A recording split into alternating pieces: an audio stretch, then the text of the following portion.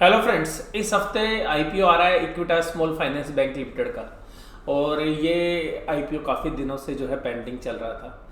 इसका छोटा भाई या आप उसको बड़ा भाई भी बोलिए, वो 1 डेढ़ साल पहले अपने आप को लिस्ट करा पाया।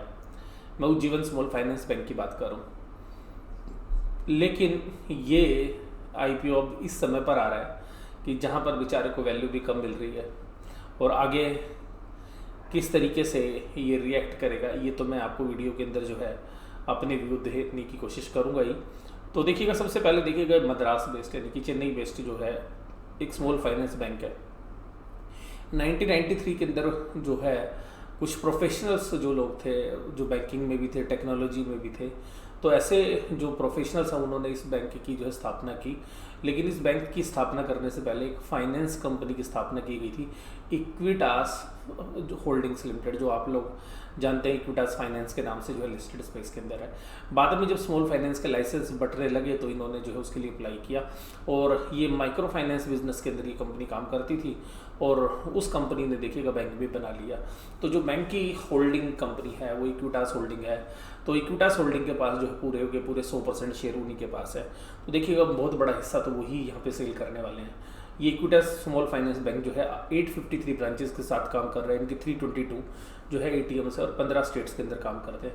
मोस्टली जो स्मॉल फाइनेंस बैंक है, इनका जो बिजनेस है वो बड़े जो कमर्शियल बैंक है उन जैसा ही होता है, बस कुछ जो पावर्स जो है वो आरबीआई ने इनको नहीं दी हुई है। तो आप ये कह सकते हैं 80 to 90% जो है बिजनेस सेम तरीके से ये करने की पावर इनके पास है।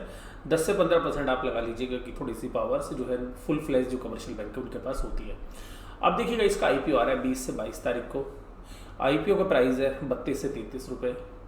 आईपीओ के अंदर 450 शेयर जो है आप अप्लाई कर सकते हैं मिनिमम, और 5850 शेयर्स के लिए अप्लाई कर सकते हैं। कि मिनिमम पैसा चाहिए 14850, 14850 और मैक्सिमम 1,93,050 रुपीज़ के लिए।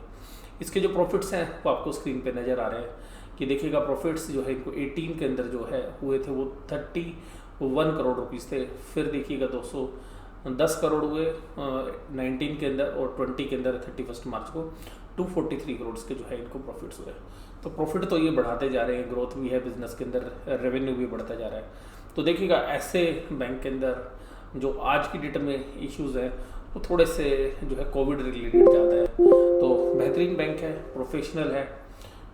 क्या इसके लिए अप्लाई करना चाहिए नहीं करना चाहिए, वो अभी हम कुछ चीज़ें और देखने के बाद ही अंतिम फैसले पर पहुंच पाएंगे।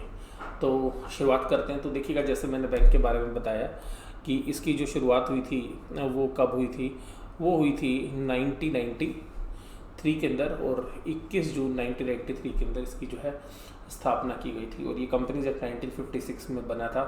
हालांकि ये जो है ये पहले मैंने आपको बताया कि ये बैंक नहीं था, बैंक तो जो है सब्सिडरी कंपनी है होल्डिंग कंपनी की। तो vap finance private limited company बनी थी।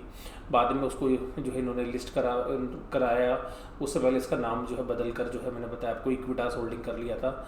उसके बाद जिनको है लाइसेंस मिला। ये तो सारी घटना मैं आपके साथ जो है बता रहा हूँ। अब देखिएगा, ऑफर के अंदर जो शेयर्स हैं वो 7.2 करोड़ जो इक्विटी शेयर्स है वो ऑफर फॉर सेल है।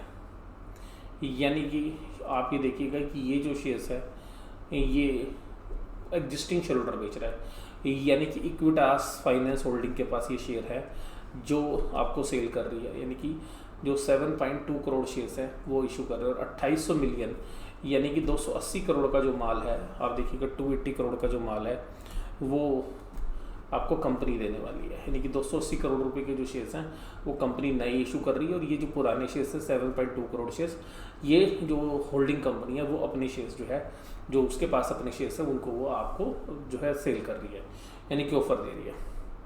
उसके बाद देखिएगा, इस कंपनी की जो इक्विटी शेयर कैपिटल है वो आप देखेंगे तो आपको पता चलेगा कि कितने शेयर्स हैं। तो शेयर्स के नंबर आप देखेंगे तो 105 करोड़ शेयर्स हैं अभी ऑफर से पहले, और ऑफर के बाद ही क्या होंगे, तो जो भी आप 2800 मिलियन के जो शेयर्स हैं यानी कि 280 करोड़ के शेयर्स और ऐड कर लीजिएगा, तो 105 करोड़ के जो शेयर्स हैं, शेयर कैपिटल काफ़ी बड़ी है।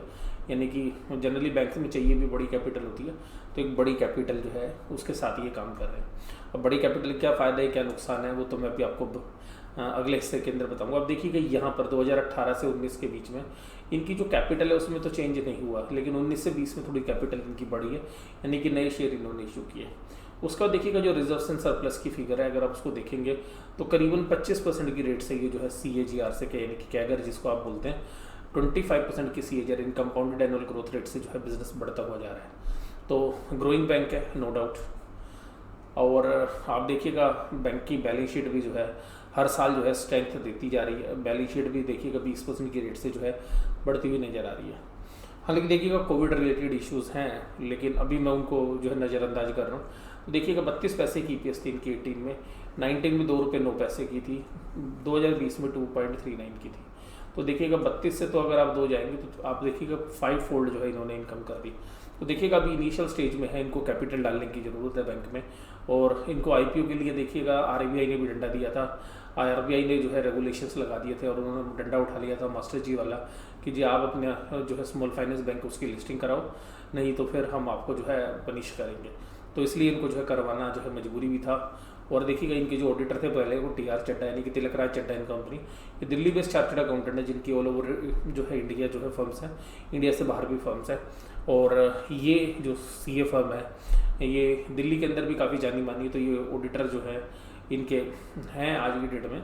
तो इस तरीके से जो है इनके पास जो है बाकी भी जो है वेल नोन ऑडिटर्स थे। तो इसका मतलब है कि आप जो ऑडिटर की क्वालिटी तो है अच्छी रखे हुए हैं। उसके बाद आप यहाँ पर देखिएगा तो जो नंबर ऑफ शेयर्स है उसके बारे में बता चुका हूँ। तो आप देखिएगा 105 करोड़ जो शेयर्स हैं वो आज की डेट में जो issued subscribe and paid up share capital है बिफोर द ऑफर। और आप 170 करोड़ तक जा सकते हैं, यानी कि जो आपकी ऑथराइज कैपिटल है वो 170 करोड़ है। तो अभी आप और भी शेयर जो है इशू कर सकते हैं। उसके बाद देखिएगा प्रमोटर के पास जो है अभी इस बैंक के अंदर 95.49% है। तो ये अभी इन्होंने एंकर इन्वेस्टर्स को जो है कुछ शेयर्स दिए, जो अभी मैं आपको जो बता रहा था कि इनके पास 100% होल्डिंग थी प्रमोटर के पास, लेकिन 4.151 जो है पब्लिक को इन्होंने एंकर इन्वेस्टर्स को ये शेयर्स दिए।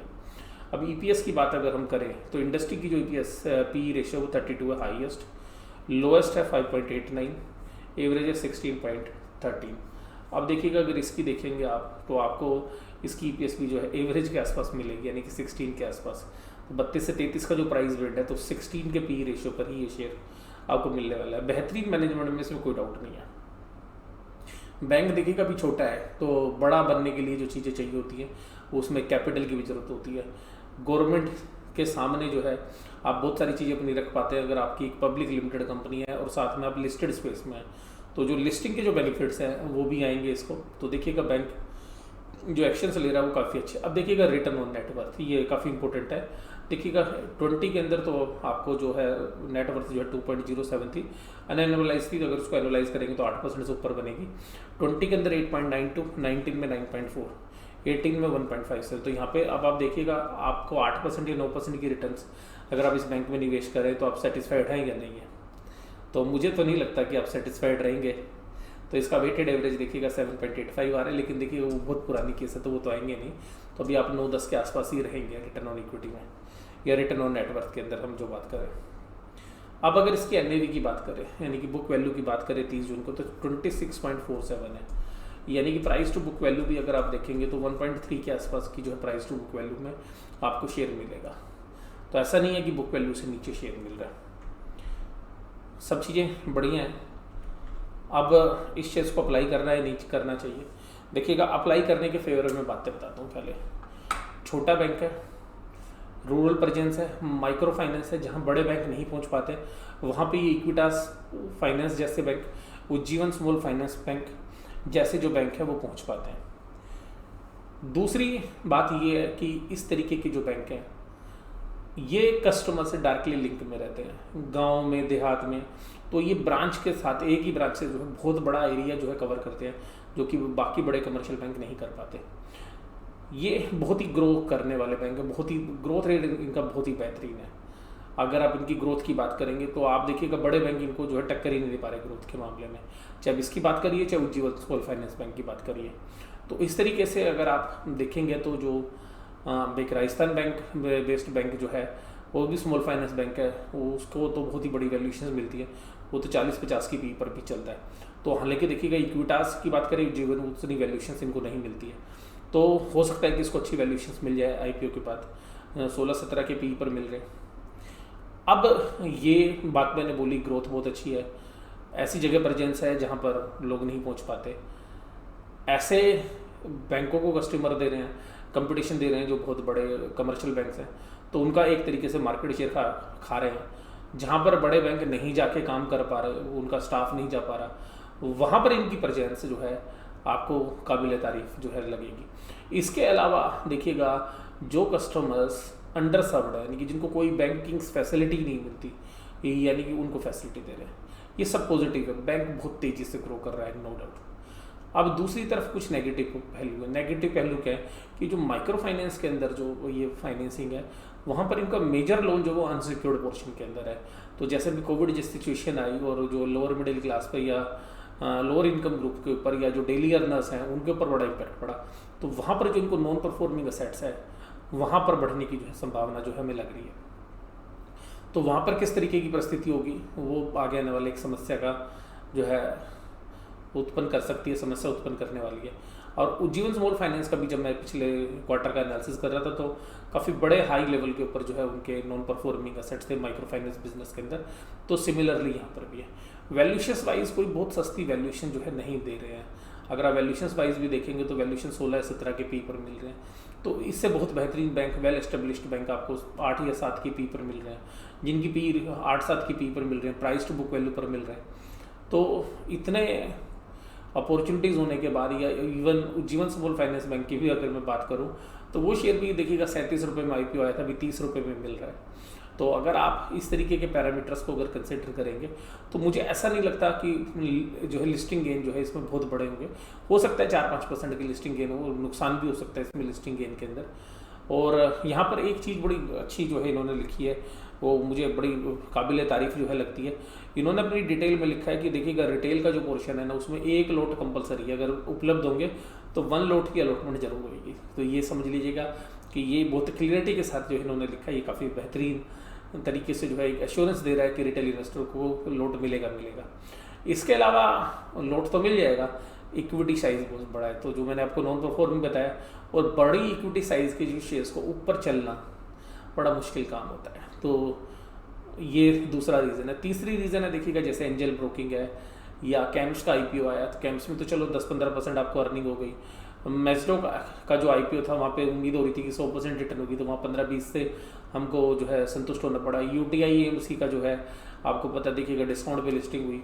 उसी तरीके से बल्कि जहाँ पे उम्मीद नहीं थी लिखिता की, तो लिखिता ने बल्कि 10-12-15% जो है रिटर्न देती है। और मैं वहाँ पे मैंने आपको बताया भी था, मैजडॉक पे भी मैं पॉजिटिव था और इस पे भी जो है लिखिता के ऊपर। फिर लिखिता पे तो जब डेट एक्सटेंड हो गई थी तो सब लोग असमंजस में पड़ गए थे।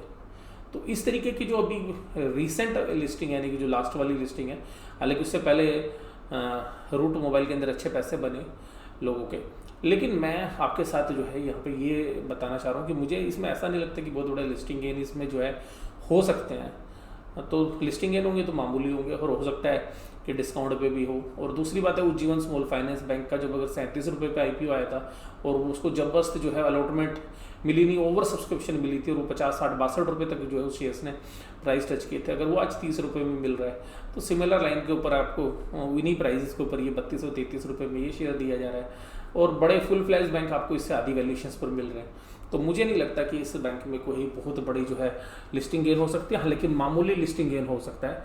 हालांकि बैंक की ग्रोथ रेट अच्छी है, अगर उन पैरामीटर्स को देखें और आप लंबे समय के लिए होल्ड कर सकते तो आपको जो है वेल्थ भी जो है जनरेट हो सकती है, बट एक लंबा पीरियड आपको जो है होल्ड करना पड़ेगा।